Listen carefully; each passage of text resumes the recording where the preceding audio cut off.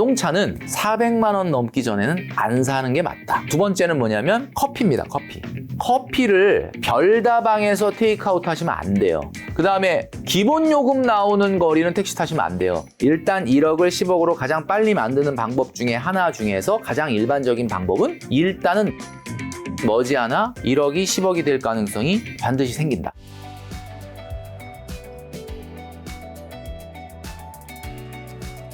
이번에 대표님께서 딱 1억만 모읍시다 요청을 내셔서 오랜만에 이제 한때 1억 콘텐츠가 유행한 적이 있었잖아요. 그렇지.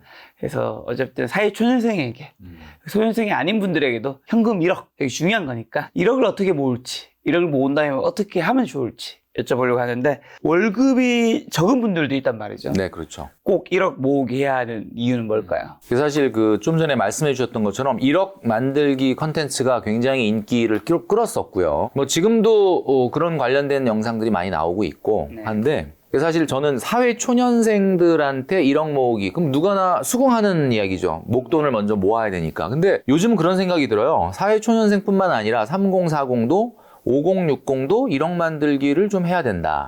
왜 그러냐면 1억 만들기라고 하는 것을 도전하고 있고 지금 실천하고 있고 노력하는 사람은 지금 제대로 가고 있는 거다. 그러니까 그걸 하고 있는 것만으로도 상당히 어떻게 보면은 자기가 갖고 있는 재무 목표를 달성하는데 굉장히 도움이 될 수 있는 우리가 보통 보면 운동할 때 여러 가지 운동이 있지만은 뭐 스쿼트 하시는 분도 있고 푸시업 하시는 분도 있고 그렇지만 어떤 자기가 생각하는 그 어떤 핵심적인 운동 방법이 있잖아요.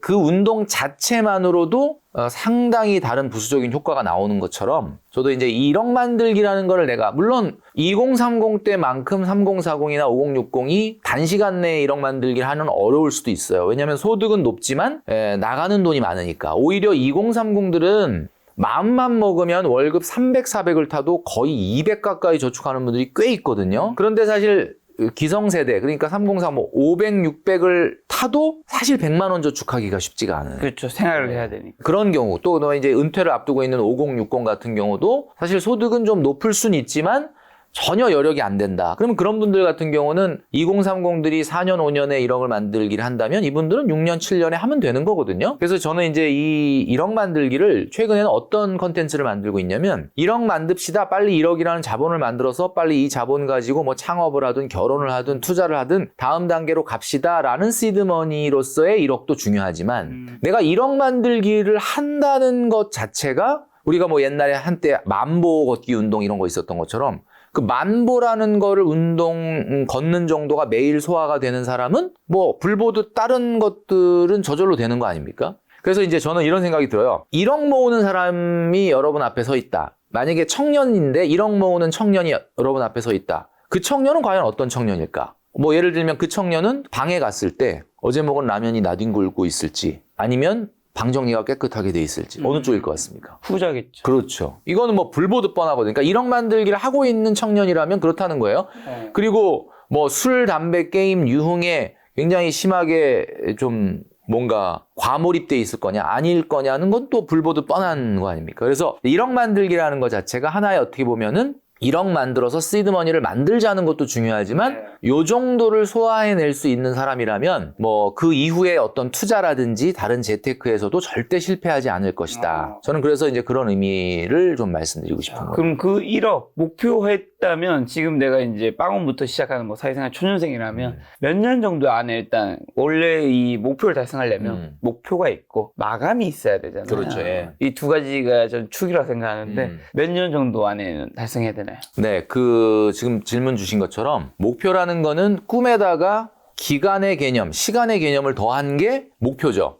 언제까지 끝낼 거냐. 누리호 3차 발사가 성공했을 때 제가 중계방송을 보니까 발사한 지 100초 안에 음속 돌파를 하고 125초 안에 1단 분리에 성공을 해야 된다. 뭐 이런 이야기를 하더라고요. 그러니까 뭔가 어떤 과정 중에 랩 타임이라는 게 있다는 거다. 지금 말씀하셨던 것처럼 뭐 1억 모으기 뭐 10년이 됐든 20년 언젠간 모으면 되는 거 아니야? 이거는 사실 1억 모으기가 아니다. 10년 너무 길죠. 네, 그죠. 그래서 저는 이렇게 말씀드리고 싶어요. 사회초년생들에게는 워낙 월급이 적은 분들도 있단 말이에요. 뭐 굉장히 고연봉을 받는 분도 있지만 뭐 심지어는 얼마 전에 그런 짤을 봤는데 서울시 구급 공무원인데 실수령액이 190만 원이다. 물론 여기에는 복지 포인트나 성과급이나 명절 보너스는 빠져 있는 거긴 하겠지만 평상시에 받는 월급이 190인데 저 1년 만에 2천 모았어요. 이런 짤을 봤거든요, 제가. 그러니까 190만 원 정도, 200만 원 정도 또는 250만 원이 안 되는 이런 분들 같은 경우는 저는 최소한 7년 안에 1억을 도달해야 된다. 저는 이렇게 말씀드리고 싶어요. 이 7년 안에 1억을 도달해야 된다라는 게 마치 누리호가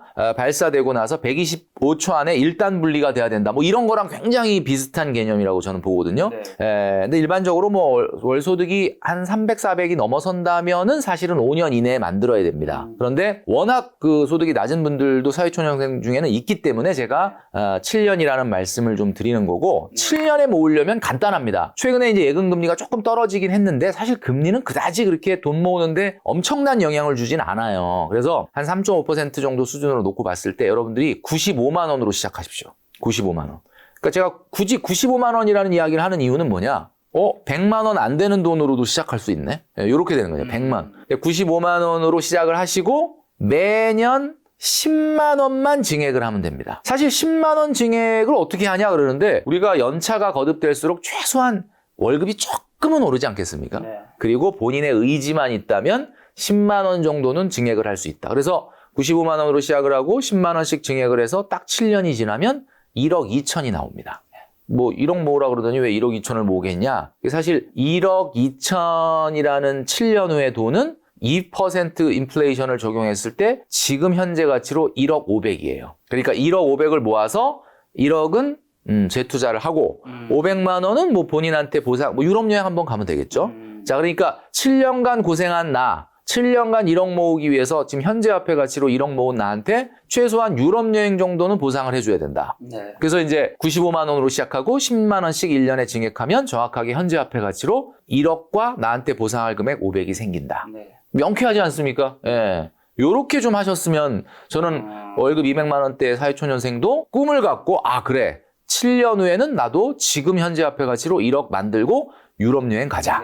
이런 목표를 가지면 딱 좋지 않을까라는 생각이 들어요. 7년 얘기하면 여성분들은 대학 4년 졸업하면 24살에 사회생활, 남자분들은 26. 그러면 여자분들은 31살, 남자분들은 33살까지는 그렇죠. 1억이 있어야 된다. 맞습니다. 1억이 없으면 반성해야 되는 건가요? 저는 반성해야 된다고 봅니다. 개인마다 상황이 다 다르겠지만은 제가 말씀드리고 싶은 건 이거예요. 내가 물리적으로 아무리 그 김병필 멘토가 얘기하는 거를 마음으로는 너무 공감을 하는데 물리적으로 내가 월세를 내고 있고 전세금 대출 이자를 내고 있고 부모님을 지원하고 있고 뭐 여러 가지 그 특수한 상황이 있지 않겠습니까? 그런 상황이라 나는 물리적으로 95만 원도 저축이 안 되는데 그럼 어떡하느냐라고 이제 말씀하시는 분들이 있는데 제가 이제 나이 50 넘게 이제 살아보니까 최근에 요즘 뭘 느끼고 있냐면 정말 성공하는 사람과 그렇지 않은 사람의 차이는 상당히 시간이 지나고 났을 때 물론 차이가 나는데 저는 이런 생각이 들어요. 우리가 인생이라는 게 정말 살기가 정말 만만하거나 좋아졌던 적은 한 번도 없습니다. 그러니까 한마디로 이 세상은 잘 살아갈 수 있는, 그러니까 시간이 지나면 그냥 뭐 잘 살게 되는 법이라는 건 없어요. 결국 내가 강해지는 길밖에 없습니다. 그래서 190인데 200인데 1억 모을 수 있나요? 라고 어떻게 1억 모으나요? 라고 물어보면은 저는 이렇게 얘기하고 싶어요. 190만 원, 200만 원이니까 1억을 모아야 되는 거다. 뭐 월급이 한 1000만 원, 2천만 원 타면 사실 1억 안 모아도 돼요. 그냥 쓸 시간이 없어서 그냥 가만히 있어도 돈이 쌓여. 그런데 내가 지금 190, 200이다 라고 한다면 그거야말로 가장 빨리 1억을 모아야 되는 이유 중에 하나다. 이렇게 저는 말씀드리고 싶고 그래서 어떻게 보면 본인이 더 강해지는 수밖에 없다. 그 강해진다는 게 너무 막연한데 무슨 말이냐 이렇게 얘기하는데 제가 6개월 전에도 한번 나와서 그 말씀을 드린 적이 있었는데 다시 한번 리마인드 하신다고 생각하시고 말씀을 드리면 최근에 젊은이들을 만나면서 제가 깜짝 놀라는 거는 엔잡을 많이 합니다. 이제 많이. 네, 의외로. 그래서 저는 깜짝 놀라는 게 우리 때는 그런 게 없었거든요. 그래서 와, 대단하다. 근데 희한한 거는 똑같이 회사에서 8시간 일하고 온 거는 똑같을 텐데 연봉이 그러니까 내가 봤을 때 사회초년생 치고는 그래도 한 500, 600을 벌고 그래도 소득이 낮진 않네? 라고 하는 분이 엔잡에 더 열심히 해요. 그리고 내가 봤을 때 진짜 소득이 너무 낮다. 진짜 엔잡을 조금 하면 좋겠다. 라고 생각하는 분은 아예 엔잡에 관심이 없어요. 왜 그러느냐?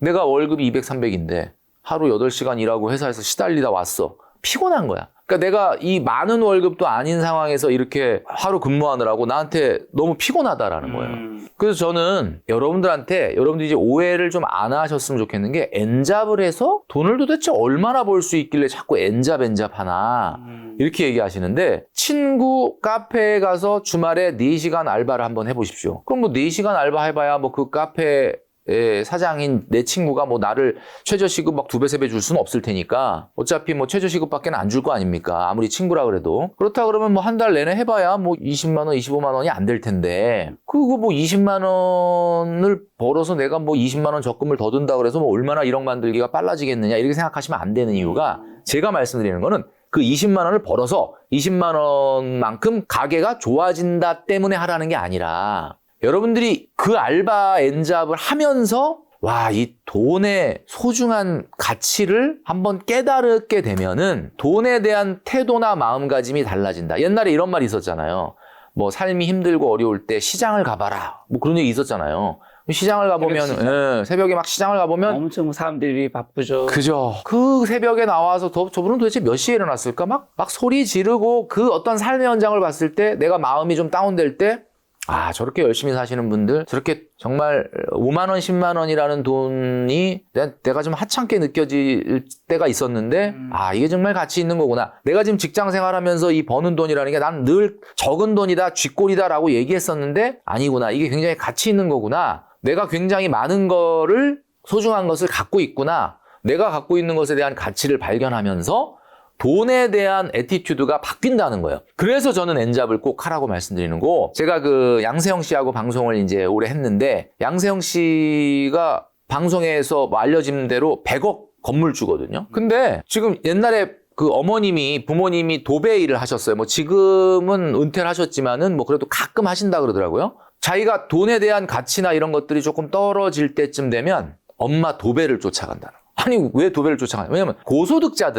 고소득자만이 느끼는 인플레이션이 있습니다. 여러분 아시겠지만 200, 300 벌 때는 몰랐는데 내가 소득이 500, 600, 막 1000만 원 벌기 시작하면 돈 10만 원이 우스워지고 그냥 뭐 이렇게 그럴 때가 있어요, 사실. 근데 그때마다 아, 내가 이러면 안 되지라고 생각하면서 소위 말하는 엔잡을 한다는 거야. 놀랍지 않습니까? 그래서 저는 느끼는 게 여러분들 꼭 뭐 그거 해서 20만 원, 30만 원 더 벌어서 뭐 적금을 더 하자 뭐 그런 차원이 아니라 여러분들이 삶의 태도나 돈에 대한 태도를 바꾸기 위해서라도 엔잡을 해보실 필요가 있다.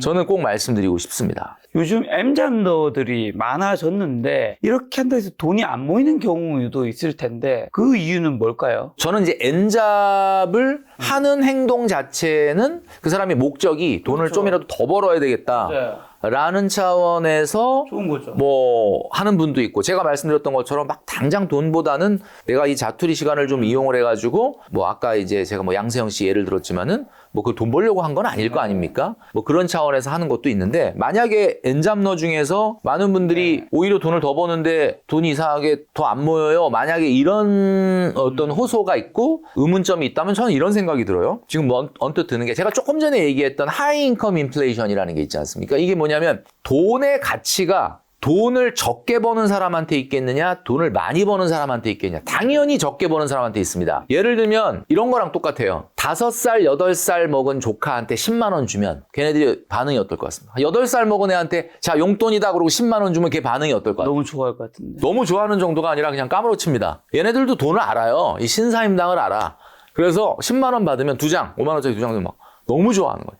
그러니까 이 8살 아이한테 그 10만 원이라는 가치, 우리가 효용이라는 건 어마어마한 거예요. 근데 대학생 조카한테 10만 원 딱 주면 좋아하긴 하죠. 그런데 아까 8살 아이가 느꼈던 것만큼 좋아하진 않죠.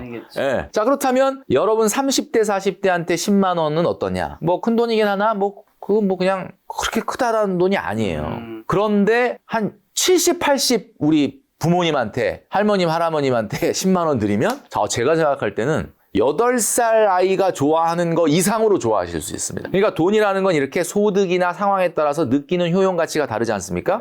만약에 엔잡러가 이상하게 돈을 더 버는데 이렇게 돈을 못 모으겠어요. 라는 거는 이분이 고소득자만이 느끼는 인플레이션을 경험하고 있는 거다. 한마디로 말해서 소득이 높아질수록 한계 소비 성향이 낮아져야 되는데 그 한계 소비 성향이 낮아진다는 건 뭐냐면 300만 원 버는 사람보다는 3천만 원 버는 사람이 돈을 더 빨리 못 쓰거든요. 왜냐하면 300만 원 버는 사람은 10만 원만 더 생겨도 다 써버리는데 3천만 원 버는 사람은 뭐 100만 원 생긴다 그래도 그 돈을 바빠서 못 쓸 수도 있잖아요. 밥을 하루에 10끼 먹는 것도 아니고. 그런데 최근에는 이 엔잡러들 돈을 많이 버는데 왜 이게 안 되느냐? 바로 하이엔드 마케팅 때문에 그렇습니다. 그러니까 뭐냐면 옛날에는 밥 한 끼를 먹으면 10,000원, 20,000원.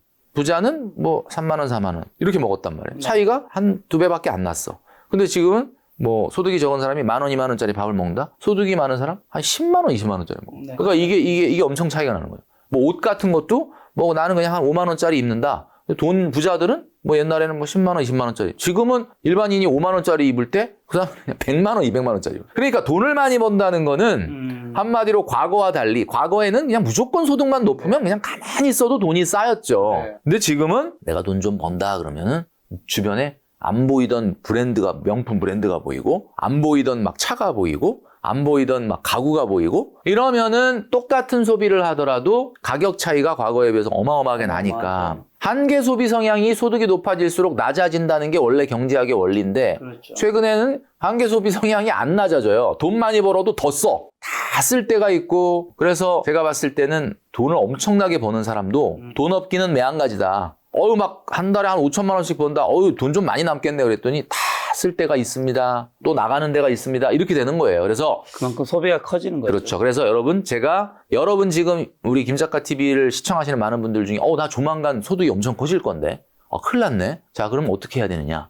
특히 우리 직장인들 중에는 회계사분들죠. 회계사분들 막 한 5년 정도 맨날 밤새고 막 힘들어하다가 뭐 파트너 달고 좀 올라가면 갑자기 소득이 팡 뜨거든요. 좀 있으면 막 소득이 뜨는 분들 지금 잘 들으시기 바랍니다. 지금 저축을 세게 하시면 돼요. 지금 1억 만들기를 막 3년 안에 이런 저축을 하고 있으면 내가 소득이 올라도 이 1억 만들기라고 하는 플랜이 나의 소비를 붙잡아 줍니다. 그래서 한계 소비 성향이 소득이 높아질수록 떨어지게 만드는 효과가 있기 때문에 1억 만들기를 하셔라. 그 대신에 이제 그분들 같은 경우는 5년, 7년에 하면 안 되고 3년에 만들어야죠. 자, 그럼 1억 원 모으기 성공히 만드는 책에는 5가지 마인드가 있던데 뭐 몇 가지만 알려주신다면요. 첫 번째로 선저축입니다. 선저축. 선저축이라는 게 무슨 의미냐? 여러분 잘 보시면 지금 영상을 보시는 많은 분들도 저축을 하고 계실 텐데 대부분의 저축이 후저축이에요. 이게 뭐냐? 이 세상에는 두 종류의 사람이 존재하는데 첫 번째는 이겁니다. 돈을 쓰고 남는 돈을 저축하는 사람. 네. 그리고 저축을 하고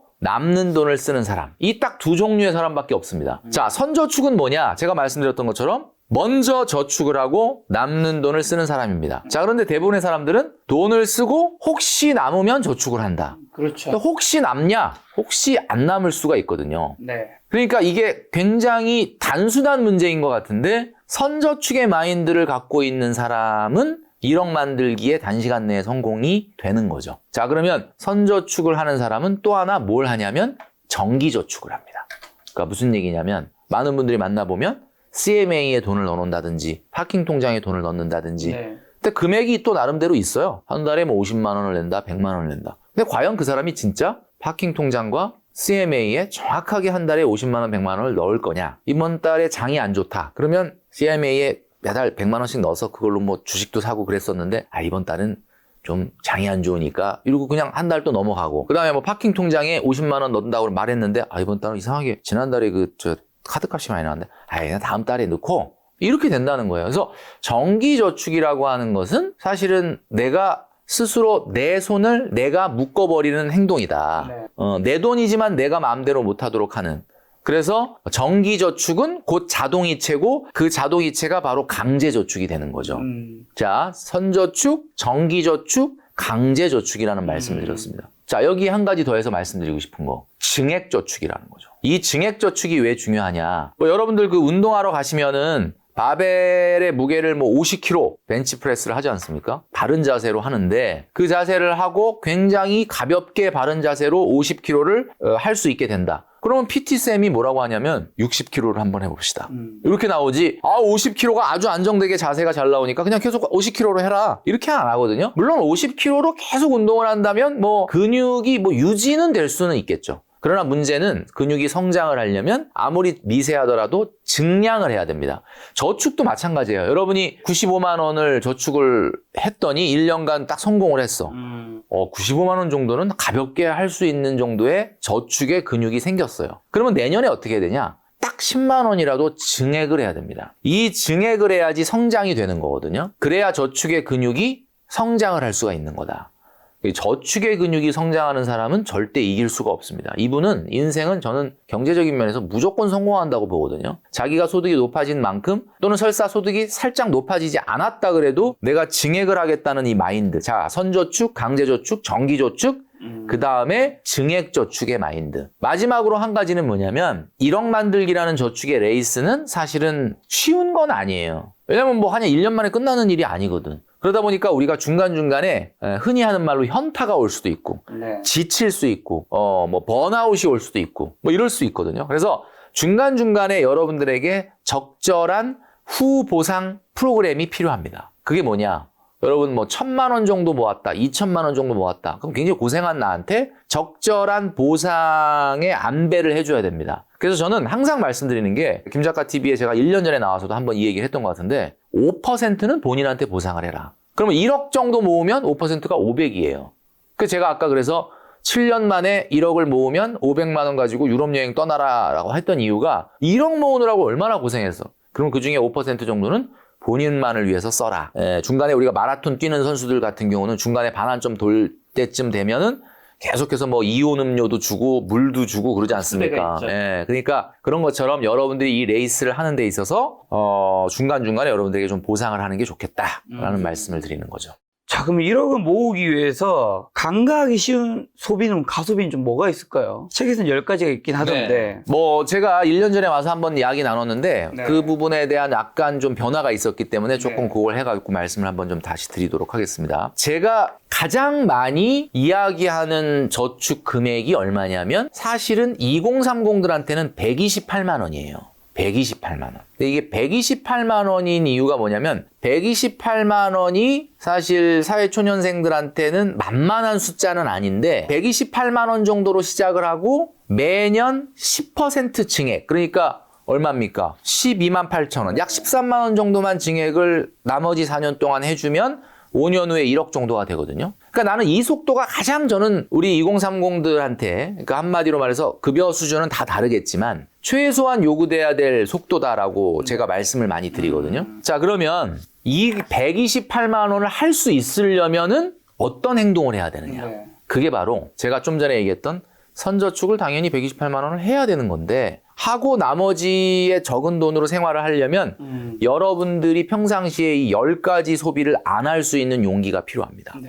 10가지 소비를 안 할 수 있는 용기. 제가 왜 용기라는 표현을 썼느냐? 용기가 필요하다는 거예요. 용기 없이는 못 한다는 거야. 무슨 얘기냐면 이런 거거든요. 내가 최근에 사업이 어려워졌어. 굉장히 힘들어. 근데 맨날 골프 치던 친구들이 야, 골프 치러 가자. 어떻게 해야 됩니까? 나 지금 막 통장에 돈이 지금 없어. 어떻게 해야 됩니까? 골프 치러 가자고 옛날에 이제 많이 치던 친구가 연락이 와서 골프 치러 가자. 그때 안 쳐야죠. 그렇죠. 미안한데 내가 좀 골프 칠 수 있는 상황이 아니다. 네. 미안하다. 라고 말할 수 있는 용기가 있어야 되는데 그래. 그러고 이제 따라가는 거야. 그 용기가 필요하거든요, 여러분. 그러니까 제가 얘기하는 건 10가지의 소비를 안 할 용기라는 표현을 쓴 이유가 뭐냐. 10가지가 바로 돈 갖다 버리는 가장 확실한 방법이기 때문에 그렇습니다. 직장인들에게. 자, 첫 번째는 뭐냐? 바로 외식이에요. 네. 외식. 그 외식이 뭐냐면 점심 외식이죠. 점심을 그러면 직장인이 외식을 하지 그럼 뭐 안 할 수 있냐? 물론 절대적으로 이 상황이 안 할 수 없는 환경도 있는데 잘 찾아보면 사실 이 점심 식사라는 것이 우리가 한 달에 하루 3끼씩 먹는다 그러면 한 100끼 정도 간식까지 하면 먹지 않습니까? 그 100끼 중에 과연 일을 하기 위해서 에너지가 필요해서 먹는 거냐? 아니면은 내가 이 먹기 위해서 일한 거냐라고 보면은 가끔은 자기한테도 뭔가 좀 특별한 식사, 내가 이거 먹으려고 일했지라는 식사도 필요하지만 사실 점심 식사라는 건 우리가 일하기 위해서 에너지 공급으로 먹는 거 아닙니까? 뭐 점심 식사를 우리가 뭐 프랑스 사람들처럼 3시간씩 먹으면서 그 점심을 즐기는 건 아니기 때문에 자, 그렇다면은 구내식당이 있잖아요. 구내식당 없다. 옆 건물에도 있어요. 그러니까 구내식당이 진짜 없는 경우도 있긴 있습니다만 사실은 우리가 점심 식사를 매 끼, 한 끼도 안 빼놓고 매일 같이 나가서 동료들과 외식을 한다. 자, 이거를 여러분들이 요즘 문제점으로 인식을 하는 이유가 최근에는 도시락 싸오는 여사원들도 많고 점심 식사 같은 경우를 되도록이면 주변에 구내식당을 찾아다니는 직장인도 있거든요. 밥값이 너무 많이 올라서 너무 많이 비쌉니다. 진짜 이게 제가 이런 말을 하는 이유가 있어요. 여러분들 용기를 내셔야 되는 게 매일같이 그러라는 게 아니라 최소한 구내식당이 주변에 있다면 구내식당 같은 공동급식 그 영양학적으로도 굉장히 훌륭하잖아요. 먹고 일주일에 하루 이틀 정도만 외식을 하신다면 그 외식의 가치가 오히려 빛나지 않을까. 네. 자, 그게 이제 있고요. 두 번째는 뭐냐면 커피입니다. 커피. 근데 커피인데 뭐 한국인들이 커피 사랑이야 뭐 유난하지 않습니까? 뭐 저도 커피 좋아하고요. 근데 중요한 거는 커피를 별다방에서 테이크아웃 하시면 안 돼요. 저도 별다방 자주 가는데 별다방은 그 비용이 커피 비용을 받는 게 아니에요. 여러분 아시겠지만 별다방은 스페이스 코스트잖아요. 그러니까 스페이스에 대한 코스트를 받는 거예요. 그러니까 여러분들이 회의를 하거나 공부를 하거나 일을 하거나 친구와 만나서 대화를 한다. 그럴 땐 스타벅스 가는 건 뭐 좋은데 스타벅스 가서 테이크아웃을 한다는 건 직장인들 안 됩니다. 이거 테이크아웃을 하시려면 메가커피, 컴포즈 커피, 백다방이 있어요. 그리고 이제 테이크아웃은 스타벅스에서 하시면 안 된다. 저는 그렇게 말씀드리고 싶고 그리고 하루에 2잔은 안 된다. 하루에 한 잔은 대한민국 직장인의 문화이기 때문에 어쩔 수 없는 해야 된다고 저도 보는데 2잔, 3잔 이렇게 습관적으로 가는 건 좀 안 된다. 그 다음에 택시입니다. 택시는 그냥 뭐 편하게 지하철 한 정거장 기본 요금 나오는 거리는 택시 타시면 안 돼요. 1.6km 이내가 4,800원 기본 요금 나와요. 1.6km면 사실 요즘 같은 날 좋은 때는 그냥 살살 걸어가면 조금만 서둘러서 가면 되거든요. 버스로 2정거장, 1정거장 이거를 택시 타면 안 된다. 이런 작은 것들에서의 마음가짐에서 사실은 크게 차이가 나는 거거든요. 자, 네 번째 같은 경우는 뭐냐면 이벤트 자금입니다. 대한민국은 지금 있잖아요. 커피, 뭐 작은 선물, 조각 케이크 이런 거 선물 주고받다가 그냥 끝날 것 같아. 너무 카카오톡 선물 많이 하시죠. 이거가 물론 선물 받았는데 그럼 어떡하냐. 그러니까 저는 개인적으로 이런 말씀드리면 조금 어떻게 생각할지 모르는데 저도 선물을 주고 또 저도 선물을 많이 받거든요. 네. 카카오톡으로. 저는 이거 환불합니다. 왜냐하면 스타벅스를 가기는 가는데 그 정도로 속도가 내가 쌓이는 속도에 비해서 먹지를 못해요. 이거 어차피 그냥 두면은 그냥 다 돈 아니냐, 나중에 먹을 수 있는 거 아니냐. 저는 그렇게 안 합니다. 그리고 여러분 아시겠지만 지금 제가 스타벅스 직원한테 들은 이야기인데 대한민국 국민들이 지금 이 모바일 안에 충전해가지고 커피 마시는 그 금액이 800억이 넘는다 그러더라고요. 그러니까 요것도 이벤트 비용도 여러분 조금 월 소득의 3% 이내로 좀 제한을 해야 될 것 같고요. 그 다음에 이제 계절이 바뀌고 있는데 계절마다 신상 옷 사는 거 있지 않습니까? 물론 옷이 굉장히 뭐 싼 브랜드들도 있긴 한데 옷이라는 것 자체는 사실 여러분도 아시겠지만 입을 옷이 없는 게 아니라 여러분들이 코디 능력이 없는 거예요. 옷장문을 열고 한번 보시면 한 3, 4년 전에는 열심히 입었는데 지금 안 입는 옷이 있는데 그 옷이 지금 유행하고 딱 맞을 수가 있습니다. 유행이라는 게 어차피 돌고 도는 거니까. 자, 그래서 5가지 정도 그렇게 말씀드리고 그 다음에 이제 더 심각한 5가지가 있는데 그건 뭐냐면 주거비용 15% 이상 쓰는 거. 주거비용이 뭐냐? 전세금 대출이잖아? 월세. 이거 15% 이내인 곳으로 이사 가셔야 됩니다. 그리고 식생활비가 여러분 소득의 30% 넘는 거. 요거 이내로 좀 하셔야 되는 거고. 그리고 문화 레저비 10% 이내로 하셔야 됩니다. 문화 레저비 얘기 나왔으니까 제가 말씀드리는데 제가 이 김작가 TV에 나와가지고 굉장히 많은 분들이 댓글도 많이 달아주시고 했던 영상 중에 제가 기억하고 있는 게 월 소득이 633만 원 안 넘으면 골프 치지 마라. 뭐 이런 영상이 김작가 TV에서 나왔던 거 있잖아요. 맞습니다. 633만 원. 제가 이제 그 얘기를 왜 했냐면은 골프를 치는 분들이 대부분 이제 좀 시니어들이 많다 보니까 시니어들은 그 문화 레저비가 소득의 15%여야 된다. 주니어들은 한 10%여야 된다. 제가 이렇게 늘 얘기하는데 15%라는 게 이제 그 골프 비용이라는 게 제가 심장 골프라는 그 유튜버 분이 그 분석한 영상을 보니까 한 달에 평균 95만 원 든다 그러더라고요. 95만 원 나누기 0.15 하니까 95만 원이라는 돈이 매달 나가야 되는데 이게 내 소득의 15% 이내가 되려면 역산을 해보면 633만 원이구나. 그래서 그 얘기를 한 거예요. 633만 원이 넘는 분은 골프 쳐도 되지만 아니면은 사실 좀 자제를 해라. 이게 무슨 이야기냐면 문화 레저비가 내 소득의 10%가 넘어가잖아요. 그분 돈 못 모읍니다. 그러니까 문화 레저비라는 게 뭐 공연을 본다, 영화를 본다, 책을 사서 본다 이런 거 있어요. 책은 저는 출판사에서 보내주는 책 보고 내가 꼭 보고 싶은 거 있으면 도서관 가서 빌려서 봅니다. 도서관 가서 빌려보면은 빨리 읽게 되는 이유가 빨리 갖다 줘야 되니까. 그래도 대충 빨리 본단 말이에요. 네. 뭐 전혀 책을 안 살 수는 없겠지만 뭐 PT, 요가, 필라테스 다 좋은데 여러분 이 10% 꼭 지켜주셔야 된다. 그리고 또 하나는 이제 남은 게 2가지인데요. 여행입니다. 여행. 자, 여행은 제가 뭐라고 얘기했냐면 연소득의 5%, 자기가 받는 월 평균 소득의 60% 이내가 돼야 된다. 그 많은 분들이 그래요. 월 소득 300만 원인데 그러면 180만 원이 여행 예산이네.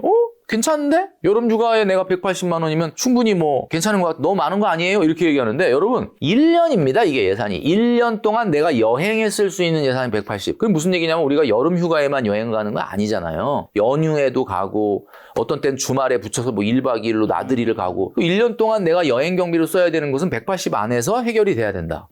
그러면 그러면 이거 굉장히 타이트한데 여러분 그러니까 계획을 세워야 되는 거죠. 180만 원이면 사실 외국 여행, 해외여행을 몰아서 세이브하면 갈 수도 있는 정도의 돈이다.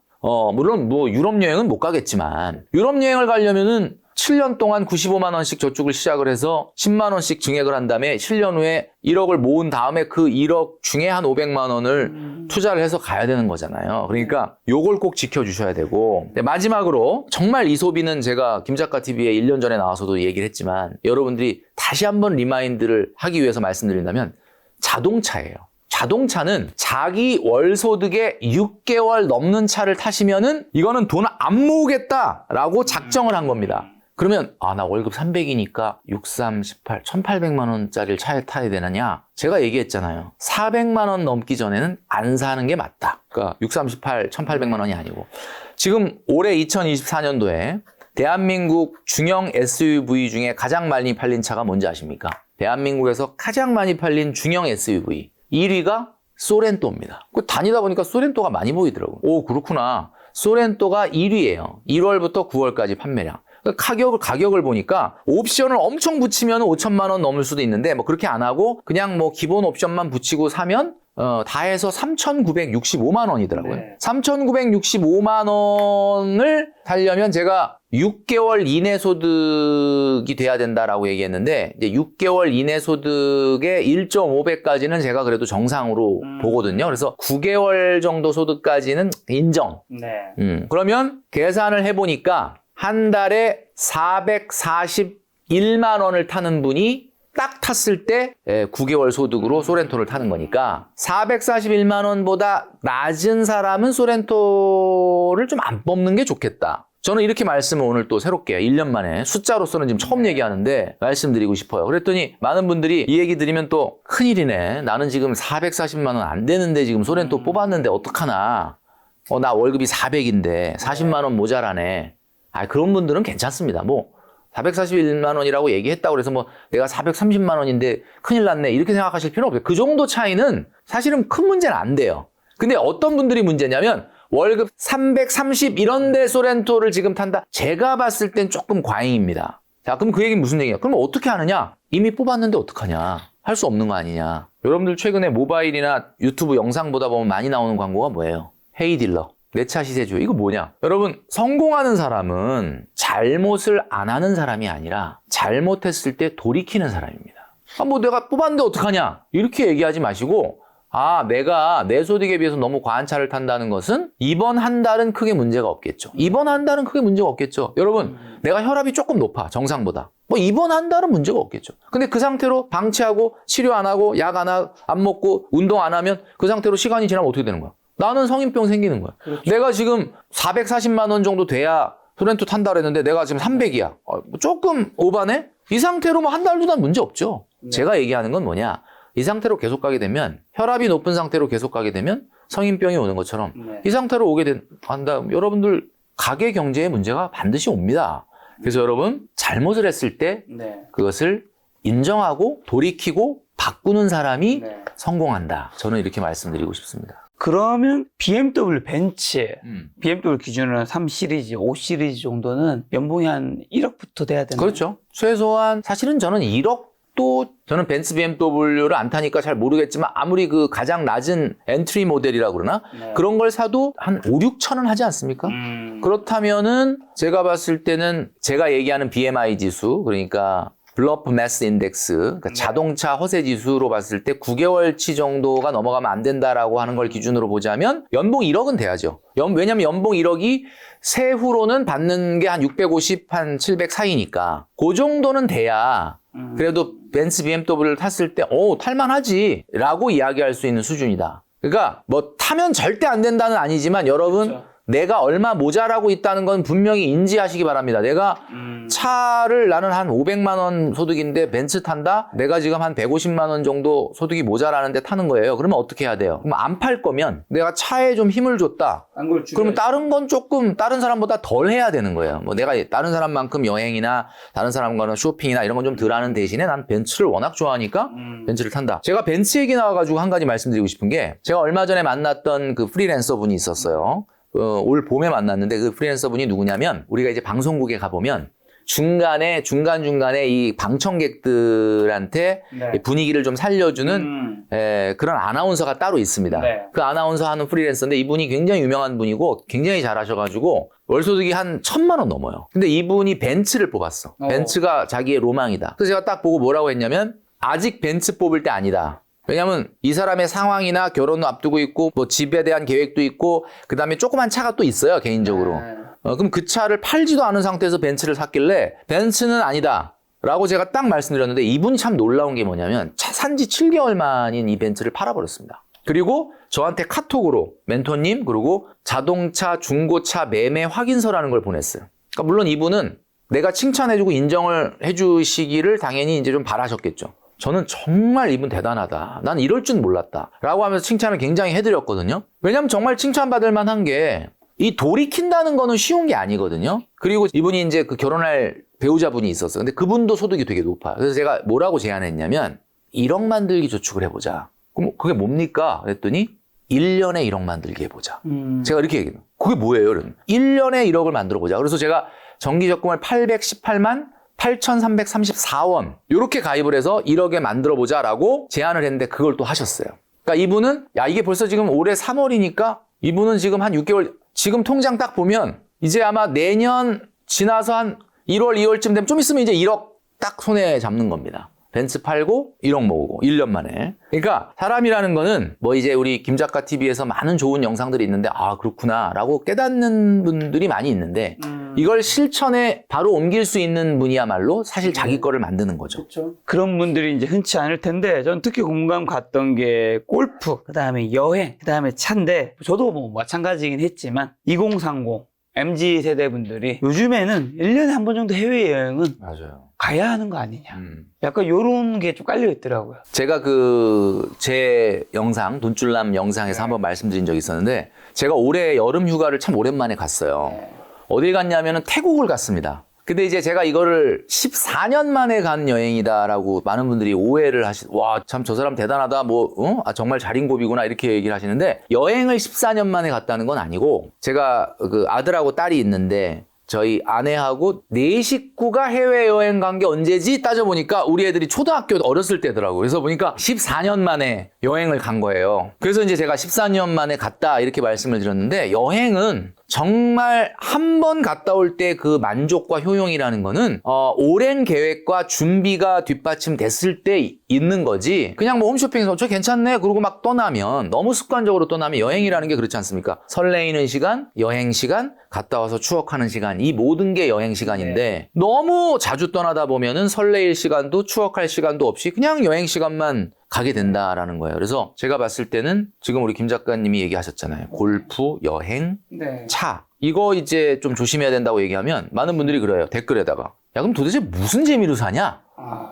이렇게 아니 도대체 왜 사냐? 뭐 이렇게까지 얘기하시는 분이 있는데 전 다른 거에서 충분히 재미가 많다고 생각하기 때문에 어떤 재미인 것 같아요, 김 작가님? 저는 일상에서 느끼는 재미가 훨씬 중요하다고 생각하는 사람이라서 일상이라는 그러니까 게 구체적으로 얘기하면 내가 하는 일이라든가 이제 일상을 끝나고 난 다음에 뭐 운동한 다음에 러닝이라든가 돈이 적게 드는 러닝도 있었고 돈이 조금 들어가는 러닝 하시죠 지금? 네, 저 매일 10km씩 뛰거든요. 그다음에 테니스라는 것도 있고 아니면 뭐 지인들과 만나는 맛있는 식사. 이 일상에서 행복을 못 느끼는데 뭐 해외여행 한 번 그렇죠. 가는데 거기서 행복을 느끼고 한다? 거기 가면 뭔가 특별한 게 있을까봐. 지금 러닝 얘기하셨는데 제가 그 1억 만들기 얘기하면서 요즘 자주 하는 말이 있는 게 그 마라토너나 전문 러너, 그러니까 그 이렇게 장거리 선수들한테 처음에 이 러닝 시작한 분들이 넘고 싶은 게 5km 달리기래요. 5km 달리기가 일단 돼야 그 다음에 뭐 10km 뭐 이렇게 하프 마라톤이 된다 그러더라고요. 5km라는 게 사실 안 뛰던 사람이 뛰면 이게 너무 안 되거든요. 힘들거든요. 뭐 저도 아마 지금 하면 안 될 건데 그래서 물어봤답니다. 이 전문적인 그 장거리 선수들한테 5km가 너무 어려운데 어떻게 하면 5km를 뛸 수 있나요? 라고 물어봤더니 이 선수가 뭐라고 대답했냐면 이 선수가 얘기한 게 참 의외의 대답을 하더라고요. 제가 이제 라디오에서 들었는데 아 그래요? 5km 달리기가 어렵습니까? 자 그러면 방법이 있습니다. 10km 달리기를 하세요. 이렇게 얘기하더라고요. 그게 무슨 소리냐? 아니 나 5km가 어려워서 지금 얘기했더니 왜 10km를 달리려고 하느냐? 우리 뇌는 말이죠. 뛸 때 아 내가 5km 뛰어야지. 그러면 이 5km에 세팅이 된대요.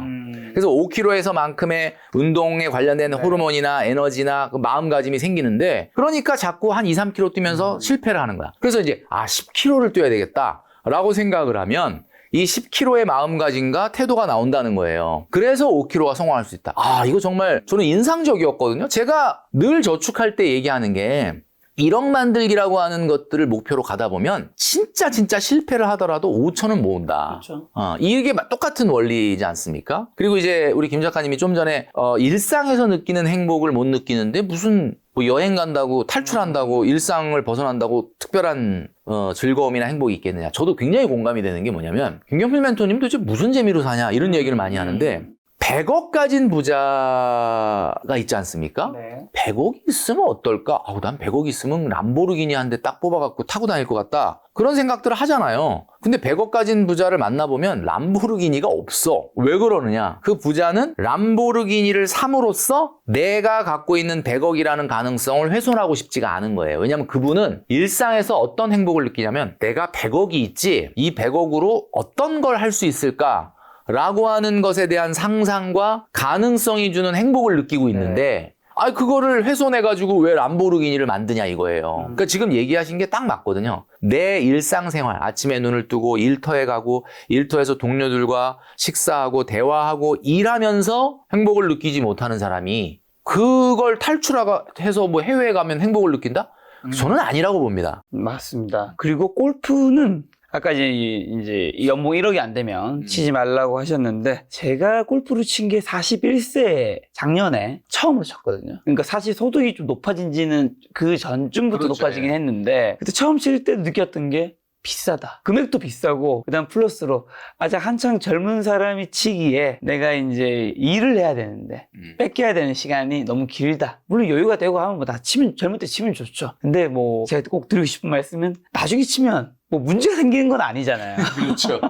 우리가 프로골퍼 되려고 하는 것도 아닌데 맞아요. 젊은 시절에 즐겨야 할 저는 일도 있고 취미생활이란 것도 뭐 골프도 칠 수 있고 그런 식 따지면 뭐 우리 젊을 때 뭐 람보르기니 한 대 다 뽑으면 되는 거 아니에요? 그렇죠. 그렇게 따지면 끝도 없는 거라서 젊을 때 즐겨야 할 일, 뭐 취미 이런 것들도 가격에 맞춰서 할 수 있는 것도 있기 때문에 그럼 골프를 굳이 이제 많은 분들이 정말 인스타에 올리고 뭐 하다 보니까 또 친구가 치다 보니까 연봉이 사실 대표님 말씀하신 1억이 안 되는데도 좀 부담이 가는데도 치시는 분들이 있더라고요. 그럼 굳이 그렇게 해야 될 일인가? 그래서 1년 전에 그 김 작가님이 저한테 그런 얘기를 하셨어요. 네. 제가 굉장히 인상적이라서 제 유튜브에도 여러 번 그 김 작가님 얘기를 했는데 내가 성공하지 않았는데 마치 성공한 것 같은 느낌이 든다. 맞아요. 사실 성공했잖아요. 근데 아직도 목마르고 나는 어떻게 보면 좀 겸손한 마음의 자세인데 아니다 나는 뭐 이렇게 성공한 게 아니다. 그런데 골프장에 가면 굉장히 대접들을 해주지 않습니까? 모든 사람이 다 VIP 대접을 초록색 해주고 그라운드에 그죠? 그러니까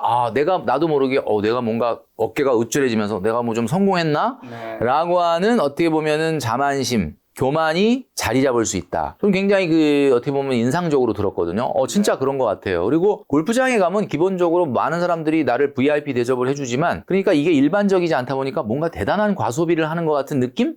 약간 뭔가 이렇게 이게 뭐 도박이나 불법은 아닌데 마치 약간 내가 뭔가 이렇게 좀 불법을 저지르는 것 같은 느낌이 좀 있다라는 거거든요. 그래서 뭐 골프를 사랑하시는 많은 분들을 듣기에 좀 거북하실지는 모르겠는데 문제는 골프 같은 운동 말고도 얼마든지 우리가 정말 운동하면서 그리고 이제 김 작가님이 꼭 젊은 날 시작 안 해도 된다. 뭐 허리 돌아갈 때 배워야 된다. 뭐 이런 얘기 있는데 아니에요. 골프는 저도 해봤지만 힘 빼는데 10년 걸려요. 힘 빼야 그때부터 잘 스코어가 올라가거든요. 아, 스코어가 낮아져야 되는구나. 골프는. 하여튼 잘 치게 된다. 근데 이제 젊은 때는 이걸 힘으로 하려다 보니까 잘 안 된다. 그러니까 사실은 골프는 나이 먹고 배워도 전혀 문제가 없다는 점 꼭 말씀드리고 싶습니다. 그리고 마지막에서는 이제 차.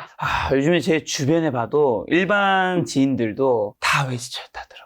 제가 어느 순간에 깜짝 놀랐어요. 손을 꼽아보니까 국산차를 타는 일반적인 제 직장인 지인이 거의 없더라고요.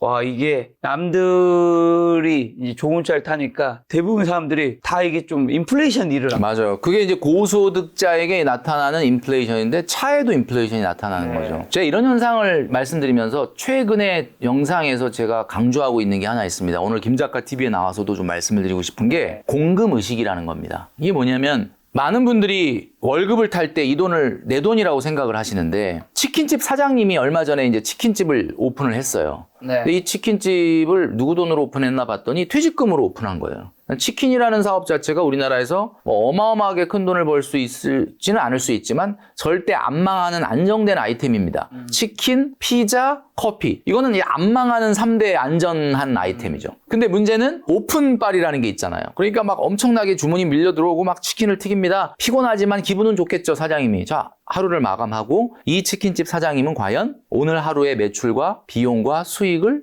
장부에 적을까? 상당히 궁금했거든요. 근데 결론은 안 적는다예요. 왜 안 적을까 봤더니 이 돈이 다 내 돈이라고 생각하기 때문에. 이 돈이 다 내 돈이니까 안 적는 거예요. 왜냐면 어차피 그냥 통장에 돈 남으면 가져가면 되고 뭐 혹시 모자라면 내 돈으로 메우면 되는 거니까. 그러니까 이게 다 내 거니까 귀찮게 왜 이거를 왜 회계 장부를 적냐. 자, 어느 순간 가게가 어려워졌을 때 회계장부가 있는 사람은 장부를 보면서 아하, A세트가 점점 안 나가고 B세트가 나가는데 뭐가 문제구나. 이런 것들을 우리가 분석을 해낼 수가 있는데 주먹구구식으로 회계를 안 하게 되면은 다 내 돈이라고 생각하고 이렇게 가다 보면은 원인을 모르는 거예요. 왜 장사가 안 되고 뭐가 문제인지.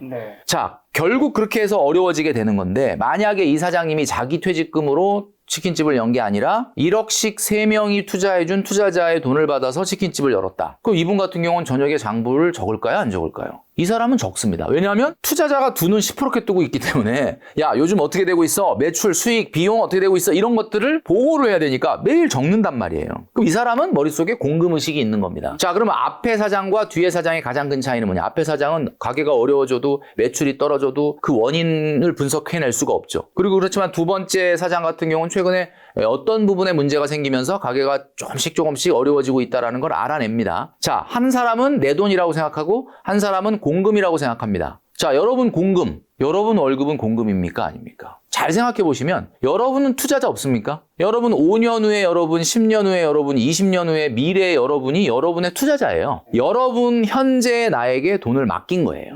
그럼 이런 공금의식을 갖고 있는 사람은 지금 내 월급이지만 이 돈 안에서 내가 쓸 수 있는 것은 한정적이고 미래에 나한테 송금해야 되는 돈이 있다는 것을 알기 때문에 기본적으로 선저축, 강제저축, 정기저축, 증액저축이라는 걸 합니다. 그리고 1억 모으기를 하는 거죠.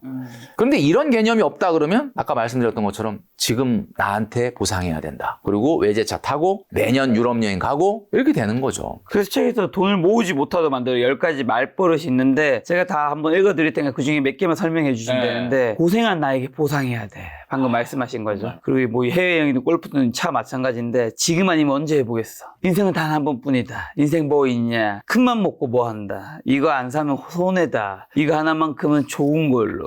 인생에서 단 한 번뿐인데 내가 이거 하려고 돈 벌지. 그 다음에 마지막 이건 너무 공감 갑니다. 뭐 좋은 차, 뭐 골프, 여행 가는 친구나 지인에게 절제해야 되겠다라고 얘기하면 야 내가 이거 하나도 못하냐. 뭐 마법의 단어죠. 이 말하면 뭐 무슨 말 하겠습니까? 사실은 이 모든 돈인데 이 모든 지금 10가지 쭉 읽어주셨는데 이 10가지의 말이 여러분 진짜 거짓말 안 하고 이 말을 진짜 현실에서 여러분이 지금 여러분 입으로 계속 말하고 있다는 거는 여러분의 뇌에 끊임없이 계속해서 무의식의 얘기를 하면서 그것이 의식이 되고 행동하도록 만드는 정말 마법과도 같은 어떻게 보면 절대 쓰면 안 되는 말이에요. 주변에 인생 뭐 있냐? 요 말을 농담이라도 하는 분이 있으면 멀리 하셔야 됩니다. 진짜예요. 아, 여러분이 많이 하고 계시다고요? 그러면 여러분 친구분을 위해서, 여러분이 그 친구를 위해서 좀 친구를 멀리 하시기 바랍니다. 이게 왜 그러냐면 나한테 무의식으로 계속 아무리 농담으로 한 얘기라고, 여러분 농담으로 한 얘기 갖고 뭐 이렇게 죽자고 달려드냐 이렇게 얘기하시면 안 돼요. 이거는 농담이라고 보기에는 너무나 무책임하면서도 사실은 은연중에 진담이 될 수밖에 없는, 인생 뭐 있냐? 인생 뭐 있습니다, 여러분. 인생 뭐 있도록 여러분들이 만드셔야 되는 거거든요. 그래서 중요한 거는 여러분이 이런 말을 일상 속에서 쓰고 계신다면 여러분도 모르게 어느 순간 비합리적이고 잘못된 소비를 단박에 합리적으로 만들고 여러분에게 면죄부를 줄 수 있다라는 점을 꼭 기억하셔야 됩니다. 이런 말을 안 하시고 앞으로는 인생 뭐 있다. 뭐 있게 만들어야 된다. 미래의 나는 지금의 나보다 더 나은 내가 돼야 된다라는 말을 자꾸 습관처럼 하시기 바랍니다. 자, 그러면 월소득 200만 원대가 1억 원은 어떻게 모으는 거죠? 월소득 200만 원대가 1억을 어떻게 모으느냐.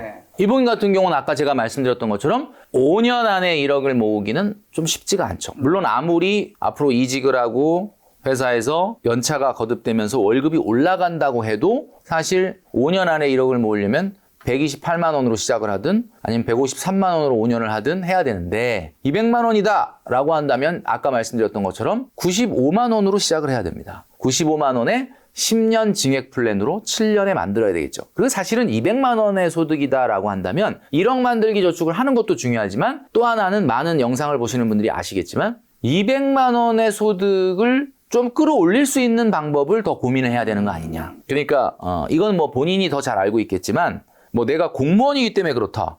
그러면 뭐 그렇다고 뭐 공무원을 때려치고 다른 일을 하거나 또는 겸직을 할 수는 없는 거니까 어쩔 수 없겠지만 다른 경우라고 한다면은 200만 원이라는 소득이 더 발전할 수 있는데 조금 더 노력을 하셔야 되지 않을까. 혹시 뭐 1억 원 모으기 활용할 수 있는 금융 상품 같은 게 있나요? 네, 가장 많이 할 수 있는 우리 일반인들이 쉽게 접근할 수 있는 게 ISA입니다.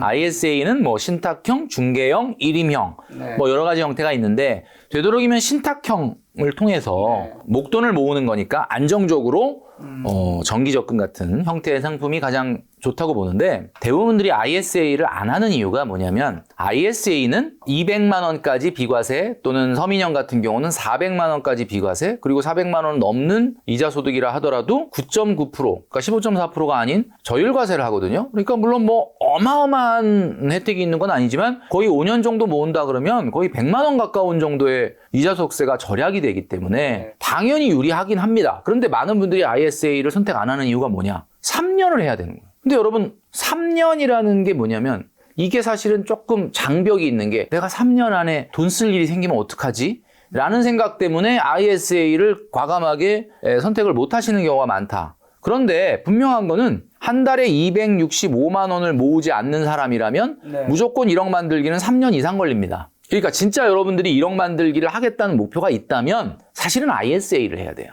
왜냐하면 그래야 한 달이라도 1억 만들기에 빨리 도달할 수가 있습니다. 그런데 할 때 보면 마음가짐이 내가 3년 안에 돈을 찾아서 써야 될 일이 생길 것 같다. 자, 그러다 보니까 당연히 청년희망적금이나 청년도약계좌는 더더욱 할 수 없게 되는 상품이죠. 사실은 혜택으로 보자면 청년도약계좌가 사실 가장 좋아요. 왜냐하면 정부 기여금도 가장 많고 비과세 혜택에 우대금리까지 하면 사실 5년 동안 거의 500만 원 정도를 지원해 주는 거니까 5년 내내 한 달에 계속 83,000원씩 통장에 넣어주는 셈이거든요. 물론 이건 이제 좀 소득이 낮은 분들에서의 어떤 계산법이긴 하나 최대 500만 원 정도를 정부와 은행이 준다. 이런 건 없습니다. 그러니까 제가 봤을 때는 34세 미만의 우리 청년들 그리고 34세가 넘었다 하더라도 군 복무 기간은 또 인정을 추가로 해주니까 청년도약계좌 그리고 이제 많은 분들이 청년도약계좌 하면서 야 청년도약계좌 5년인데 이거 어떻게 하냐라고 하는데 최근에 이제 청년도약계좌가 좀 바뀌었지 않습니까? 뭐 김작가 TV에서도 한번 소개를 했는데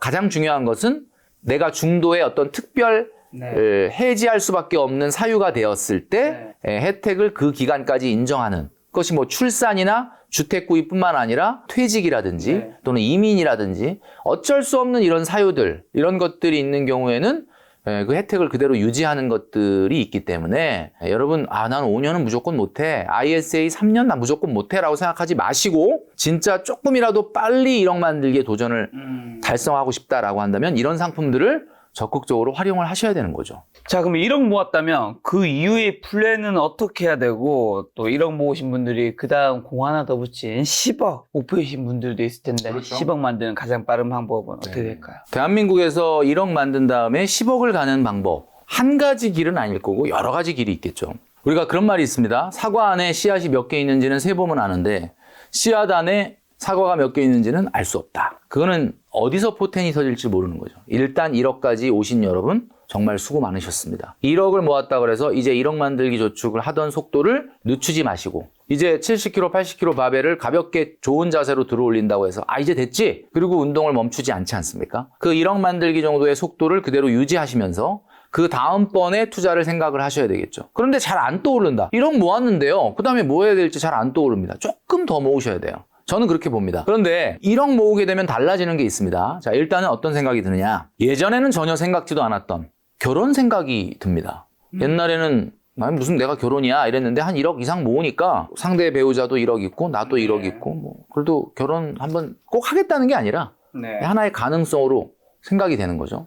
그 다음에 과거에는 뭐 어디가 뭐 유망하다, 청약이 어떻다라고 공고가 아무리 떠도 나는 뭐 내 집 마련과는 관련이 없다 이렇게 생각했는데 1억 모으고 나면 그런 공고들이 딱 눈에 보이면 한번 넣어볼까? 뭐 여기 좀 인기가 있는데 일단 요즘 계약금만 밀어넣으면 중도금하고 잔금 대출은 좀 수월하기 때문에 자, 그러면 그렇게 해서 청약을 한번 관심을 가지실 수도 있고요. 그 다음에 또 내가 하고 있는 어떤 엔잡이 있거나 또는 뭔가 뭐 따로 하는 일이 있다면 어떤 분들은 창업 같은 걸로 좀 자금을 써볼까? 뭐 이런 생각을 할 수가 있겠죠. 자, 그러니까 어떤 포텐이 터져서 여러분들을 10억 자산가로 만들어줄지는 아무도 모릅니다. 자, 그런데 오늘 제가 말씀드리고 싶은 건 좀 일반적인 경우. 자, 목돈을 모았어요. 이 사람이 그 다음 목표는 뭐냐? 많은 사람들이 내 집 마련입니다. 자, 물론 1억 갖고 내 집 마련을 단박에 하긴 어렵겠죠. 근데 중요한 거는 뭐냐면 이게 시작이 된다는 거예요. 1억 만들기부터 내 집 마련이 시작되는 이유는 뭐냐? 한번 여러분들 생각을 해보시면 주식이라고 하는 대상과 아파트라는 투자 대상이 있습니다. 사실 아파트에 투자할까 아니면 주식을 살까 뭐 이런 걸 고민하는 분들 많지는 않겠죠. 왜냐하면 아파트를 살 정도의 목돈이 있는데 그걸 아파트 안 사고 뭐 주식에 넣을까 이런 고민을 하는 사람 많지는 않은데 제가 봤을 때 그렇습니다. 이 투자에서는 항상 최소 요구 수익률이라는 게 있습니다. 최소 요구 수익률. 그게 뭐냐면 내가 이 투자를 했을 때 과연 실패하지 않으려면 이 투자가 과연 어느 정도 수익이 나와야 되느냐. 이게 바로 최소 요구 수익률이거든요. 한번 계산을 해보겠습니다. 여러분 어떤 투자를 하는데 몇 퍼센트를 원하십니까? 뭐 많이 나오면 좋죠. 그런데 연간으로 봤을 때 아무리 안 나와도 최근에 30년물 국채금리가 한 3% 정도 수준이거든요. 30년물 국채금리가 3%라는 얘기는 대한민국은 앞으로 한 30년간 평균 3% 정도 인플레이션이 있을 거다라고 시장이 예측한다는 뜻이에요. 이게 이제 30년물 국채금리가 이제 기대 인플레이션이니까. 3%는 인플레이션이 생긴다는 겁니다. 자, 그럼 그 얘기는 무슨 얘기냐? 최소한 내 투자가 3% 이상은 나와야 된다는 거예요. 어떤 투자를 해도 3%가 안 나오면 안 된다는 거죠. 그런데 인플레이션보다 조금 더 강한 잣대를 들이댄다면 지금 예금금리가 많이 떨어지긴 했지만 그래도 한 3% 중반은 나오거든요. 3.5% 그러니까 어딘가에 예금을 해도 3.5%를 줘. 그러면 내가 투자가 최소한 안 실패하려면 어떻게 해야 돼? 3.5 이상은 나와야 되는 거예요. 맞죠? 그죠? 3.5. 3.5도 안 나왔다면 실패한 겁니다. 왜냐하면 거기다 투자 안 하고 안전한 은행에 넣어놨으면 마음 편하게 3.5를 내가 받을 수 있었는데 그러니까 3.5가 바로 최소 요구 수익률이 되는 겁니다. 자, 그렇죠? 자, 그런데 만약에 그 돈을 내가 내 돈으로 한 게 아니라 누군가한테 빌린 거다. 사실 요즘 많은 분들이 돈 빌려서 투자하거든요. 그럼 돈을 빌렸다. 그러면 그 이자가 얼마냐? 아무리 적게 내도 한 5%는 줘야 될걸요? 그럼 5% 정도를 줘야 돼. 그러면 내가 빌려온 돈으로 5% 이자를 내고 또 예금금리인 3.5% 정도는 나야 되니까 최소 요구 수익률은 8.5가 되는 겁니다. 그러니까 여러분이 지금 어떤 투자를 하려고 마음을 딱 먹었다면 8.5 이상의 연수익률이 나올 가능성이 없다면 하면 안 되는 거예요. 만약에 여러분들이 그게 100% 여러분 돈이 아니라면 자, 그렇다면 여기서 두 가지를 한번 놓고 보겠습니다. 주식과 부동산. 아파트죠. 아파트는 대부분 사람들이 돈을 빌려서 삽니다. 물론 100% 빌리는 건 아니겠지만 그러면 무슨 얘기냐면 아파트야말로 8.5가 나와야 되는 거예요. 왜냐하면 돈을 빌려서 사는 거지 않습니까? 그러니까 8.5가 나와야 되는구나 라고 생각을 많이 당연히 해야 되는 거예요. 자, 그런데 중요한 거는 아파트는 내가 들어가서 살 수가 있습니다. 그러니까 내가 만약에 이 아파트를 안 샀었으면 어딘가에 또 전세자금 대출이잖아 월세를 내면서 살았겠죠. 그러니까 사실은 아파트는 내가 거주하면서 가격이 오르기 때문에 조달 비용, 금리를 조달하는 조달 비용 5%는 빼고 3.5만 올라주면 되는 거예요. 그러니까 주식에 비해서는 최소 요구 수익률이 낮은 투자가 바로 아파트입니다. 그러니까 뭐가 더 낫다는 얘기를 하는 게 아니라 여러분들이 살 때 조금 부담이 적어요. 왜냐하면 아파트는 그냥 한 3.5 정도만 올라줘도 내가 살고 있기 때문에 크게 엄청나게 망한 투자는 아니다라는 거예요. 그런데 주식은 3.5만 올라줘서는 조금 이게 어려운 게 어마어마한 에너지를 쏟아붓고요. 네. 시간과 비용과 그 다음에 에너지를 쏟아붓는 것뿐만 아니라 아무래도 아파트보다는 리스크가 있고 변동성이 있기 때문에 더 많은 최소 요구 수익률이 필요합니다. 그러니까 여러분 그 주식차 있는데 1년에 한 10%도 안 올랐다. 그러면 어때요? 이게 뭐 그렇게 크게 성공한 투자라고 얘기 안 하지 않습니까? 그래서 주식을 하든 아파트를 하든 다 좋은데 일단 1억을 10억으로 가장 빨리 만드는 방법 중에 하나 중에서 가장 일반적인 방법은 일단은 내 집부터 마련해라. 그럼 과연 내 집을 지금 상황에서 서울 아파트 같은 거 샀을 때 과연 그렇게 1억 투자해가지고 금방 그렇게 막 5억, 10억이 되느냐? 이런 얘기를 반문하실 수 있는데 그런 뜻이 아니라 여러분 1억 만들기에 성공한 사람이라면 1억 만들기를 성공할 정도의 저축 속도를 그 순간 딱 스톱하지 않습니다.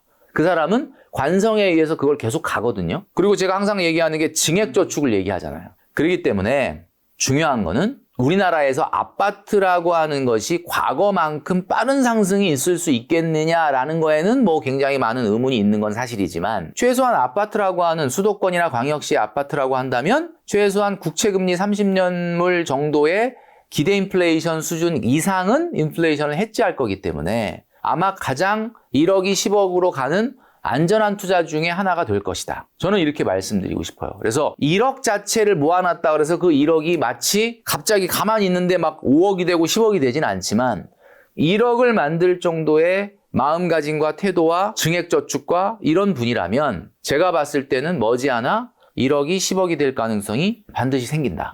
이제 그런 부분을 저는 말씀드리고 싶은 거죠. 자, 방금 전에 주식 얘기하셨는데 책에 어설픈 주식쟁이 저축쟁이를 절대 이기지 못한다고요? 어설픈 주식쟁이가 저축쟁이를 절대 이기지 못하는 이유는 뭐냐? 이거는 과거에 있었던 경험에 의해서 제가 얘기가 나오는 거거든요. 그러니까 중요한 거는 어설픈이라는 말, 그 형용사입니다.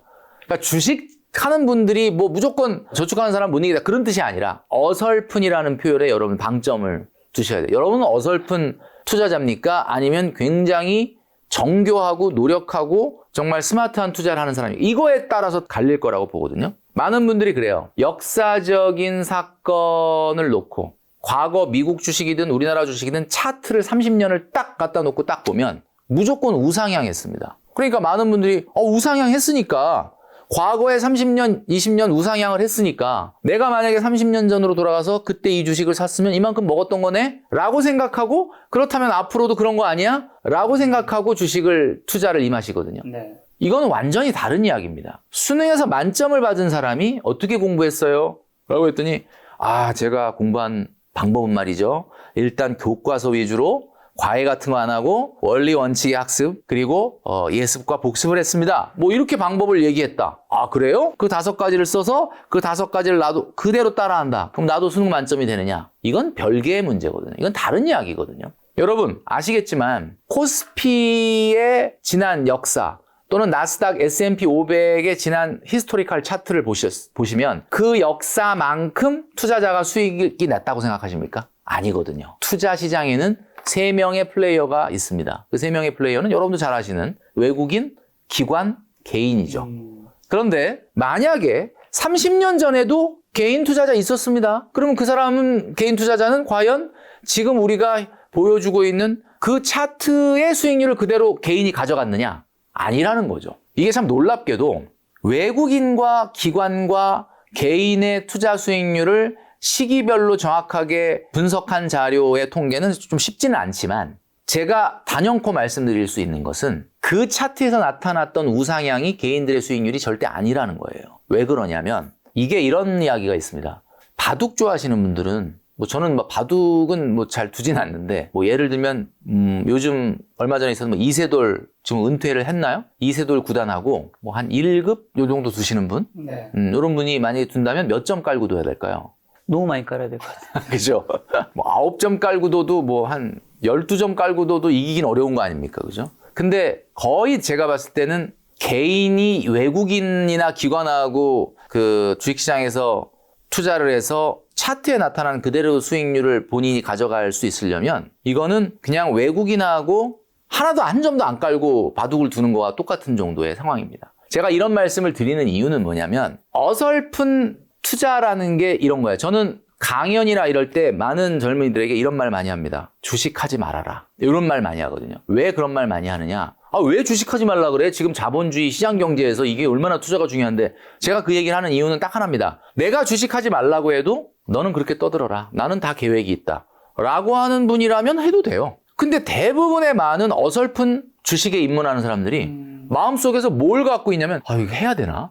이거 지금 뭐 엔비디아로 뭐 1,000만 원을 벌었다는데 알테오젠으로 뭐 얼마를 벌었다는데 에코 프로비엠으로 얼마를 벌었다는데 이거 지금이라도 해야 되나? 라고 이렇게 불안한 마음에 물어보는 거예요. 어떻게 지금이라도 주식 할까요 말까요? 아니 그거를 주식 지금 할까요 말까요를 다른 사람한테 물어봐서 판단을 해야 된다? 이게 바로 어설픈 주식 투자자거든요. 그런 분들은 안 하는 게 맞다. 지금 우리나라 대기업의 인사팀에서 가장 고민이 그겁니다. 코로나 때 재택근무를 시켰을 때는 몰랐는데 이제 막 출근을 한 지가 한 2년 정도 돼가고 있는데 중요한 건 지금 기업들이 뭐가 문제냐면 조직의 근무 태도나 네. 강도나 조직 문화가 상당히 고민이다라는 거예요. 그래서 막 교육도 하고 행사도 하고 많이 합니다. 근데 문제는 뭐냐? 아침에 나오면 너무 피곤해 한다는 거야. 아니 옛날 같으면 잠 안 잤어? 왜 이렇게 피곤해?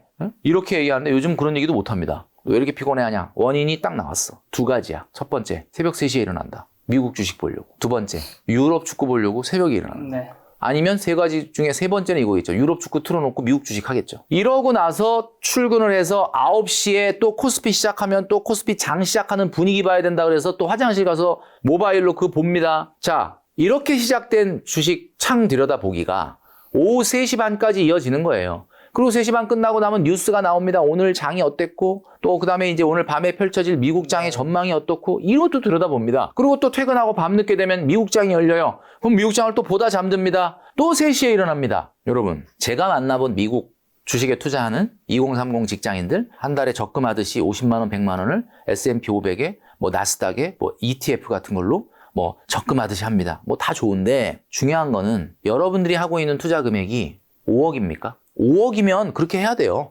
5억이면 진짜 뭐 새벽 3시, 나 같아도 새벽 3시에 일어날 것 같아. 근데 지금 2030들이 대부분 가장 많이 투자하는 투자 금액이 얼마냐? 제가 만나보니까 500, 1000, 1500. 좀 많이 하는 사람이 2000이에요. 여러분, 이런 상황 속에서 과연 여러분들이 직장에서 성장이 있을 수 있고 발전이 있을 수 있느냐? 저는 아니라고 보는 거죠. 그래서 여러분, 그래서 제가 주식하지 말아라 라고 말씀드리는 거다. 어설픈 주식 투자자들이 늘어나는 이유는 뭐냐? 공포와 불안감 때문입니다. 공포와 불안감.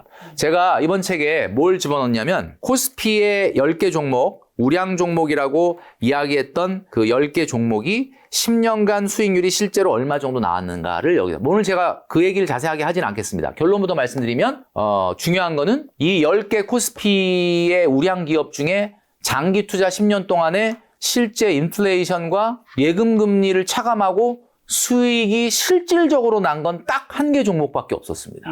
장기 투자가 무조건 성공한다라고 하는 것도 사실은 굉장한 선입견일 수 있어요. 많은 분들이 이 얘기하면 그 멘토님이 그 국내 주식을 봐서 그래요. 미국 주식 보면 그냥 미국 주식은 그냥 10년 내내 올랐어. 이렇게 얘기하시는데 사실 미국 주식도요. 제가 아까 말씀드렸지 않습니까? 차트에 나타난 그 히스토리컬 차트를 보시고 와, 내가 그럼 10년 전에 미국 주식, 20년 전에 미국 주식 했으면 이만큼 먹는 거였어? 그게 여러분들 수익률이 아니라는 거예요. 착각하시면 안 됩니다. 그래서 투자는 말이죠. 언제 해야 되느냐? 여러분이 2천만 원 정도를 주식시장에 넣으려면 그 5배의 예금이 있어야 돼요. 4, 5배. 그럼 무슨 얘기냐? 2천만 원이 주식시장에서 운영이 되고 있으려면 안전자산 8천 원 있어야 된다. 그러니까 1억 모아서 2천 정도를 어때요? 주식시장에 넣었다. 분산 투자 맞죠? 그죠? 근데 1억이 없어. 2천만 원밖에 없네? 그럼 1억을 어떻게 따라잡지? 에이, 모르겠다. 주식을 2천만 원 다 몰아넣는 거야. 근데 좀 불안해. ETF로 하자. 그건 분산 투자 아닙니다.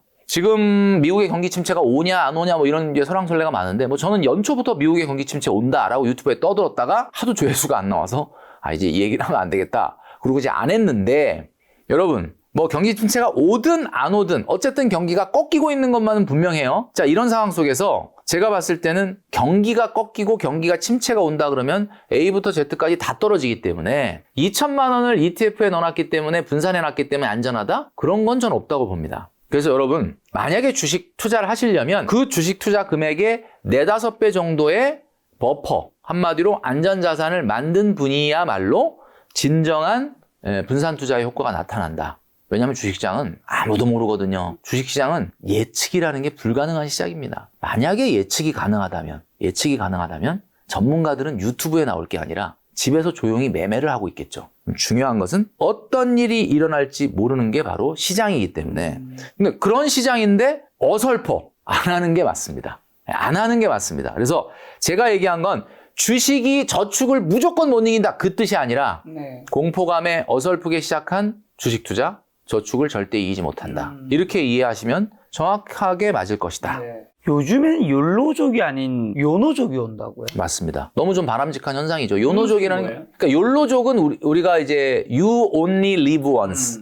뭐 너의 인생 막 한 번뿐이야. 그러니까. 뭐 지금 즐겨야 돼. 뭐 약간 이런 쪽이라면 요노족 같은 경우는 you only need one.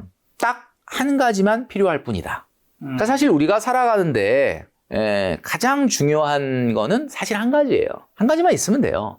근데 이런 거 아닙니까? 제가 그 경제 건강 검진을 요즘 많이 얘기하고 있거든요. 우리 몸의 건강 검진뿐만 아니라 가장 중요한 게 혈압, 당뇨, 간 수치 이런 건데 요즘 많은 분들이 당뇨에 관심이 많아요. 저도 그 당화혈색소가 얼마 전에 6 나와서 뭐 당뇨는 아니지만 이게 초입입니다. 이제 조금 운동도 하시고 좀 당 그 스파이크 조심하셔야 됩니다. 뭐 이런 얘기를 들었어요. 근데 이 당뇨라는 게 뭐냐면 옛날엔 부자병이라고 그랬어요. 땀 흘리지 않고 음식 좋은 거 많이 먹고 그럼 당뇨가 생기는 거잖아요. 그러니까 경제 건강 검진에서의 당뇨는 뭐냐면 여러분들이 소비하고 있는 소비 금액 중에 사치제가 차지하는 비중입니다. 이게 경제 당뇨예요. 자, 여러분 100만 원을 매달 써요. 근데 100만 원을 어디다 쓰느냐? 100만 원을 필수제에 쓰느냐? 사치제에 쓰느냐? 사치제의 기준이 어디까지가 사치제냐라고 얘기하기는 상당히 좀 불분명하긴 한데 사치제라는 건 간단하게 얘기하면 이겁니다. 좀 냉정하게 보면 없어도 생활할 수 있는 거를 사는 거. 이거 다 사치제예요. 그러니까 사실 여러분들이 매달 쓰는 식비, 그 다음에 교통비, 그 다음에 또 뭡니까? 주거비, 그 다음에 외식비 이런 것 중에 이거 안 하면은 생활이 안 된다라는 거는 필수제 소비죠. 그런데 사치제 소비가 몇 퍼센트 이내가 돼야 되느냐면 20대는 20%, 30대는 30%, 40대는 40%, 50대는 50%입니다. 이게 무슨 말이냐? 아무래도 나이를 먹어갈수록 필수제보다는 사치제를 소비를 더하게 돼 있어요. 그건 어쩔 수 없습니다. 그런데 20대, 30대 때는 자기 전체 소비 중에 사치제가 20, 30%를 넘어간다면 그것은 당뇨입니다. 여러분 이거를 잘 지키셔야 돼요. 제가 아까 혈압 얘기를 했는데 당뇨 수치가 조금 높아 지금. 뭐 당장 오늘 문제됩니까? 당장은 문제 안 됩니다. 한두 달이 문제가 되는 건 아니고 그 상태로 시간이 오래 가게 되면 나한테 문제가 생기는 거예요. 그러니까 사치제와 필수제. 여러분 필수제와 사치제 어떻게 구분할까? 저 이렇게 말씀드리고 싶어요. 너무 갖고 싶어요. 그 사치제예요. 여러분 그 비누 갖고 싶지 않잖아. 치약 너무 치약 갖고 이거 아니잖아요. 그거는 필수제란 뜻이에요. 근데 나 요즘 뭐 하나 꽂힌 게 있는데 막 너무 갖고 싶어 이런 거냐. 애착이라는 게 뭐냐면 우리가 이 그 심리학의 엔도먼트 이펙트라는 게 있습니다. 이게 보유 효과라는 건데 자꾸 광고에 노출이 되면 나 갖고 있지 않은데 저거 내가 갖게 되면은 뭐 이미 애착이 생깁니다. 애착이 생기면 어떻게 생각하냐면 내가 저걸 가지면 뭔가 내 가치가 엄청 올라갈 것 같아. 사실 필요 없는 거거든요. 광고가 그걸 만들어내는 거예요.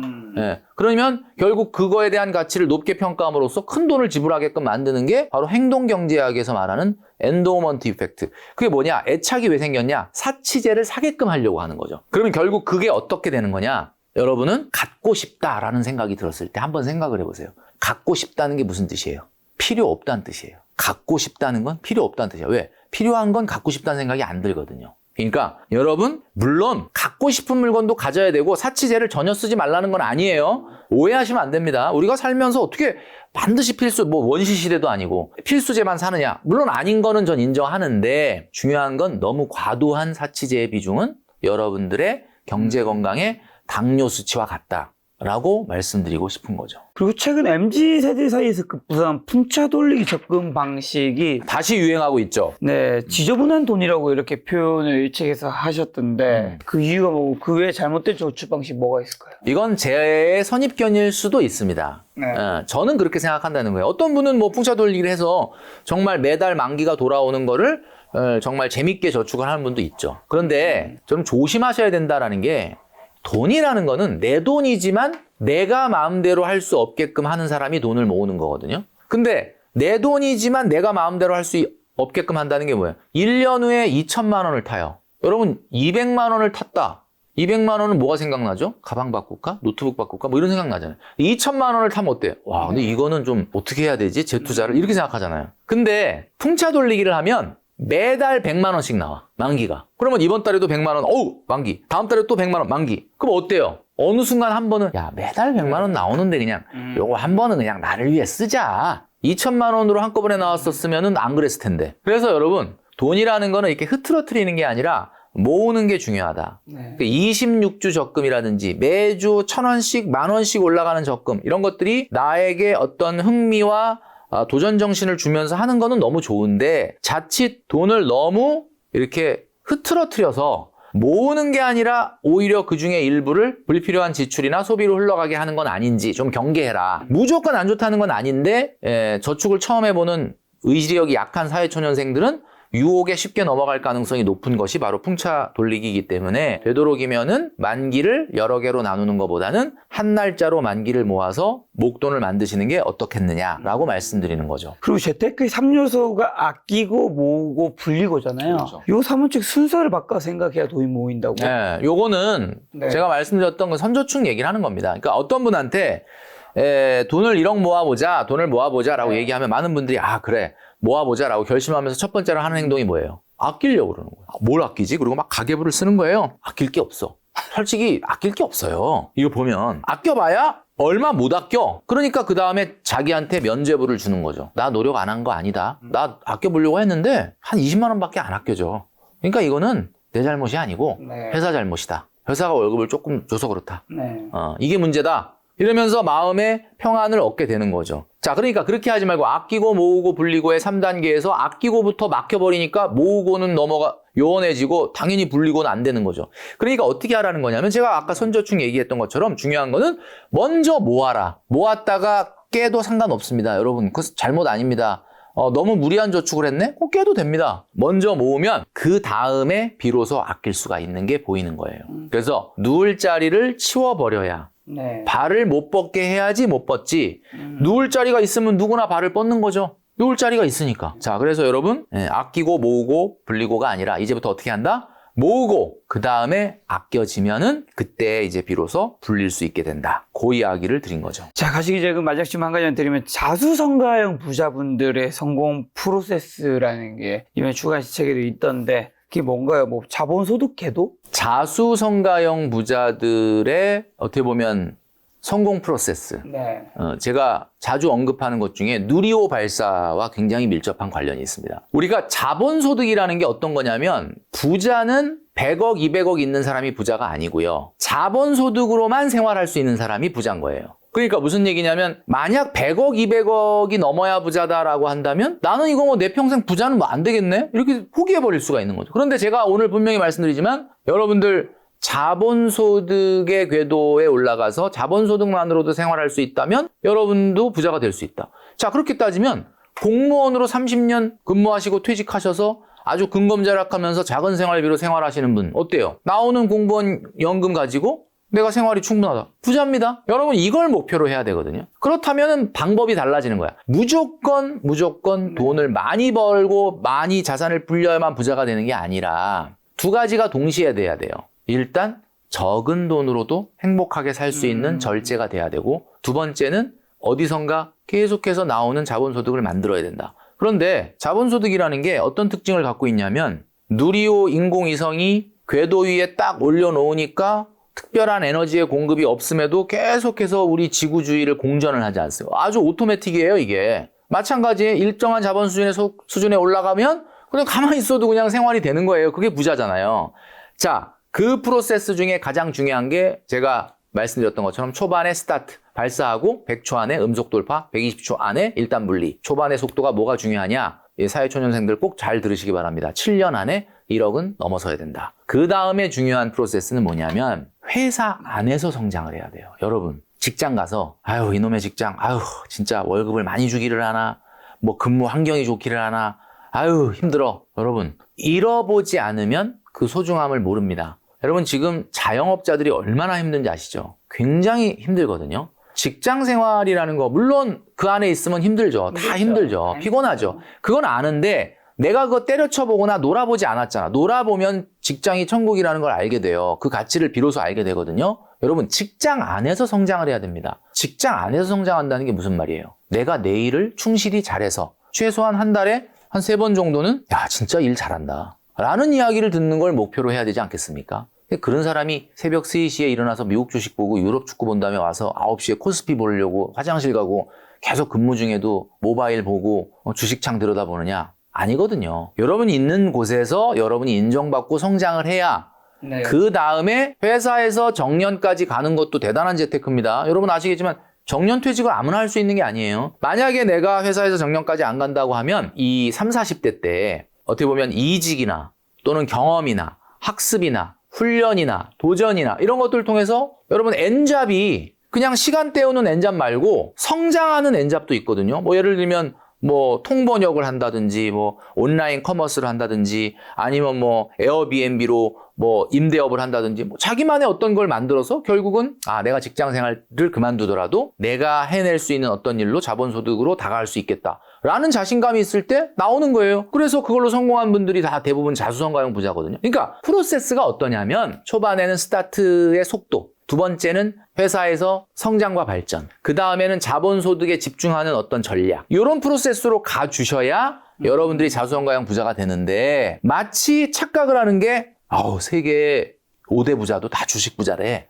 베르나르 아르노 회장, 일론 머스크, 또 누구예요? 뭐 제프 베이조스, 그 다음에 레리 앨리슨, 워렌 버핏, 이거 다 주식 부자다. 그러니까 나는 이 직장 생활 월급 타는 동안에 회사에서 계속 이거 주식창 들여다보면서 여러분 그 5명은 주식 투자해서 부자 된 사람들이 아니고요. 자기가 하는 일에서 성장을 했는데 그 일이 커져서 주식회사가 돼서 주식이 생겨서 주식 부자가 된 겁니다. 이 세상에 어떤 부자도 주식 투자로 부자 되는 사람은 없거든요. 여러분, 본인이 있는 곳에서 최고의 소리를 듣기 위해서 노력하시는 거. 그게 바로 여러분 자신에게 투자하는 길이고 자수성가형 부자가 되는 길이다. 네. 라는 점을 마지막으로 말씀드리고 싶습니다. 네, 오랜만에 대표님 모시고 이번 주간에 딱 1억만 모읍시다 책을 가지고 이야기 들어봤는데 이제 저희 시청자분들의 뭐 개인적으로 마지막 하시고 싶은 말씀이 있다면요. 제가 이번 책은 뭐 그동안에 사실 제가 2년 넘게 돈줄남 유튜브를 하면서 많은 분들이 너무 사랑을 해주셨기 때문에 그것 때문에 뭐 방송도 많이 하고 있고 이렇게 하고 너무 감사한 마음에 이번 책은 말이죠. 요 책을 내면서 제가 결심을 한 게 요 책에서 나오는 인세 전액 기부를 하기로 결심을 했습니다. 그래서 이제 이 책에서 나오는 글쎄 뭐 사실 그동안에는 뭐 책을 내면서 뭐 인세가 뭐 많이 나왔던 적도 있고 뭐 적게 나왔던 적도 있는데 그런 정도의 금액을 제가 기부를 한다라고 했을 때 또 출판사에서도 너무 감사하게도 내가 내는 그 기부 금액의 10%를 또 추가로 기부를 해주시겠다 해서 굉장히 가정 형편이 어려운 우리 고등학생들 생활비를 지원하는 장학회에다가 전액 기부를 하기로 했어요. 그래서 이왕이면 많이 좀 성원해 주시면 또 좋은 일에도 많이 사용이 되니까 좋을 것 같다는 생각을 합니다. 대표님과는 또 2025년 연초에 소비가 꿈틀거릴 때 대표님 모시고 소비 통제하는 콘텐츠 한번 만드는 시간 돈줄남 다시 한번 출연한 시간 또 한번 가져보도록 하겠습니다. 오늘 만난 손님은 김계필 머니 트레이너님이었습니다. 지금까지 소중한 시간 함께해 주셔서 정말 감사합니다. 오늘도 김 작가였습니다. 고생 많으셨습니다. 네, 감사합니다.